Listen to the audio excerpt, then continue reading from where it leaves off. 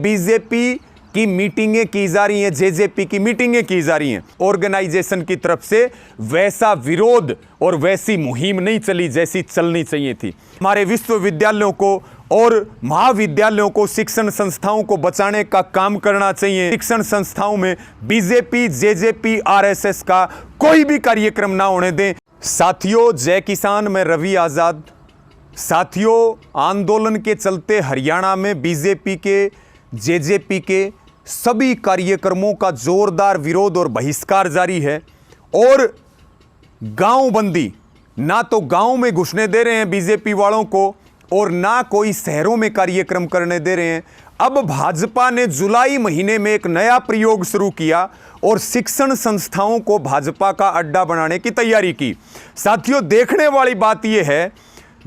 वाली बात हम सब के लिए है कि एक तरफ महामारी का नाम लेकर के और यूनिवर्सिटी कॉलेज को बंद किया जा रहा है, दूसरी तरफ उन्हीं यूनिवर्सिटी और कॉलेजेस में आरएसएस के प्रशिक्षण शिविर, बीजेपी के प्रशिक्षण शिविर और वहां पे बीजेपी की मीटिंगें की जा रही हैं, जेजेपी की मीटिंगें की जा रही हैं। और इसको लेकर के जुलाई महीने में 3 प्रयोग ऐसे बड़े किए गए।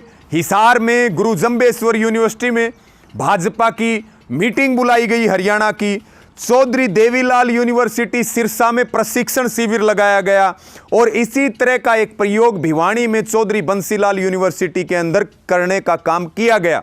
और बधाई है हमारे उन साथियों को जिन्होंने लगातार जो कार्यक्रमों का बहिष्कार जारी था उसी तरह यूनिवर्सिटी के कार्यक्रमों का भी विरोध किया। लेकिन साथियों, सोचने की बात है, मेरा निवेदन है, जितने भी हरियाणा में छात्र संगठन है, हरियाणा में जितनी स्टूडेंट ऑर्गेनाइजेशन है, उन स्टूडेंट ऑर्गेनाइजेशन की तरफ से वैसा विरोध और वैसी मुहिम नहीं चली जैसी चलनी चाहिए थी। मैं सभी छात्र नेताओं को भी अपील करता हूं कि एक तरफ ये आंदोलन आपके लिए भी उतना ही महत्वपूर्ण है। ये आंदोलन शिक्षा के मंदिरों को बचाने का भी है। अगर इनको आरएसएस और भाजपा का अड्डा बना दिया गया या इससे पहले ये अड्डे बन गए होते तो आप भी नहीं पढ़ पाते, आपसे पीछे जो पीढ़ियां चली गई वो भी नहीं पढ़ पाती और भविष्य में आने वाली नई नस्ल भी इनमें नहीं जा पाती। इसलिए मेरी सभी स्टूडेंट ऑर्गेनाइजेशन को, सभी छात्र संगठनों को, विशेष रूप से हरियाणा के छात्र संगठनों को जो छात्र छात्राओं के हकों की लड़ाई लड़ते हैं, उनसे ये निवेदन है कि ये बड़े प्रयोग 3 करने का काम किया गया यूनिवर्सिटीज़ के अंदर। ऐसे ही अनेकों कॉलेजेस के अंदर कोशिश की गई है हरियाणा में।